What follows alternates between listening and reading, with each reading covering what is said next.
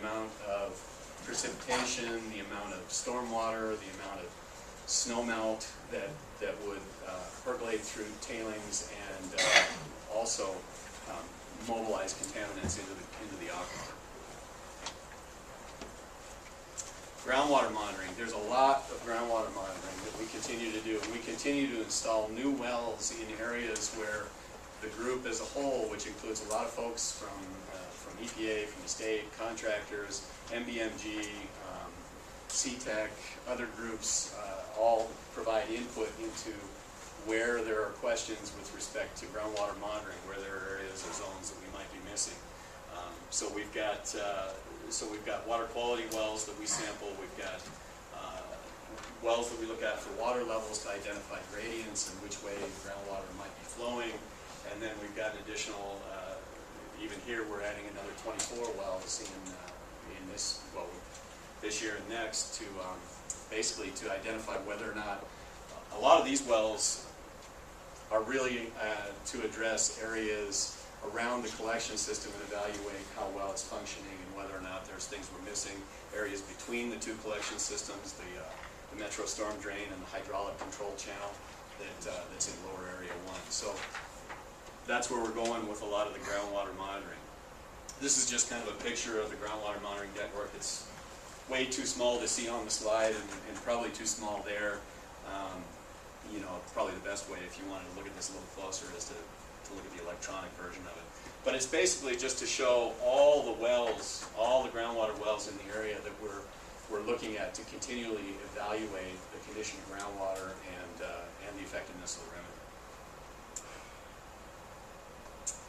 I mentioned the Butte Reduction Works seep area investigation and what was accomplished there, identifying some additional loading areas in the area, the former Butte Reduction Works, and then basically the solution to put in some additional groundwater collection and treatment to collect those highly contaminated areas.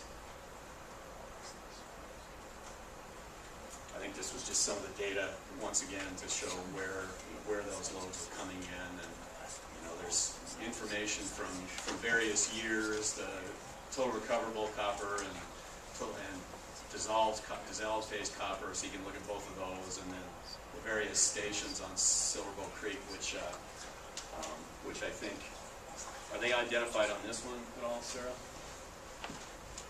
I can't even read that, it's so fuzzy. But we do have maps. There's a slide in there that would show that shows some of that. That shows the location of some of those. The fingerprinting study. It's another study to try and identify the characteristics of groundwater in various areas and identify where, identify a signature that might be associated with a particular contaminant source and try and identify. It's another way to try and get at what water is moving where are contaminants flowing from, where are they flowing to. And I think MBMG's got a report on this coming out soon. So, attenuation studies, looking at, I mentioned that earlier in terms of the modeling, looking at the, it has been suggested by some folks that there is attenuation going on. In other words, the metals are being absorbed onto the soil matrix, but at some point that may reach a capacity if it hasn't already. And are we going to see a point at which once it's saturated, then we see more contaminants moving to Silver Bow Creek? And these are all the questions that we're trying to get at with these studies. So, sediment study, looking at sediments along Silver Bow Creek. In some of these areas, better understanding the extent of the sediment contamination and whether or not it's continuing, whether or not it releases contamination back to surface water, and whether or not those need to be addressed. Blacktail Creek, Silver Bow Creek, some of the base flow, basically looking at base flow. And once again, we're still looking at groundwater, surface water interactions to see where that contaminated groundwater may be impacting Silver Bow Creek, and is it, is it happening in a manner that we're missing something, or that we might need additional actions, or is it impacting Silver Bow Creek in a manner that's going to cause us to continue to exceed standards? And then these next slides just kind of go into, once again, I hadn't planned to necessarily go through these in a lot of detail, but the information's there.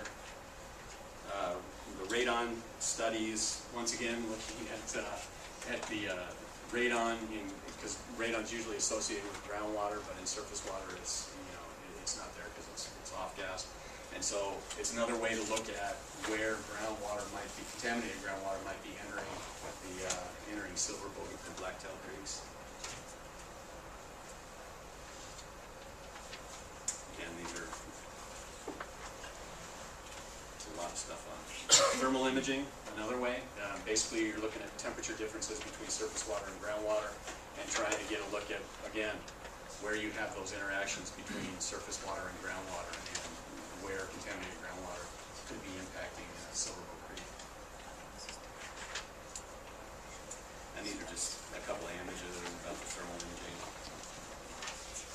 So that is, I just kind of wanted to give a snapshot of all the things that we're trying to continue to do to really get at the questions of,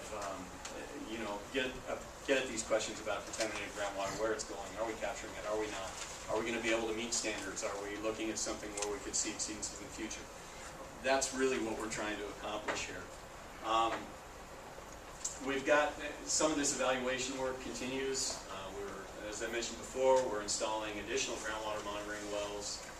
We still got to complete some of the tracer study, looking at, once again, reduction, oxidation, attenuation. These studies will continue, and as they're developed and discussed, and they'll be released for public comment as well. These preliminary conclusions are EPA's. This is obviously EPA's interpretation, and obviously there are some differences of opinion out there. For continued groundwater and surface water monitoring, we don't see a lot of increased loading during base flow conditions.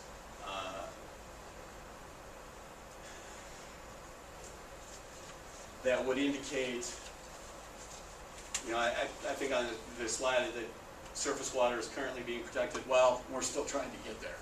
I think we're not there completely with surface water, and we continue to have discussions with the state about additional things we should be doing, and in the process of designing the remedy, are there, we've still got components of the remedy that are being designed and implemented, and as we do that, are there ways that we can further reduce the impacts? Because we're not there to where we meet total recoverable, well, we're not there for total recoverable standards yet in Silver Boat Creek.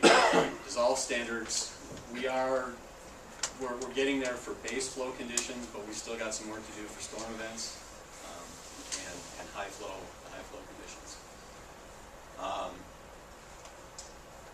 And basically, when we say that we're protecting it, the standards that are applicable right now are the total recoverable state standards.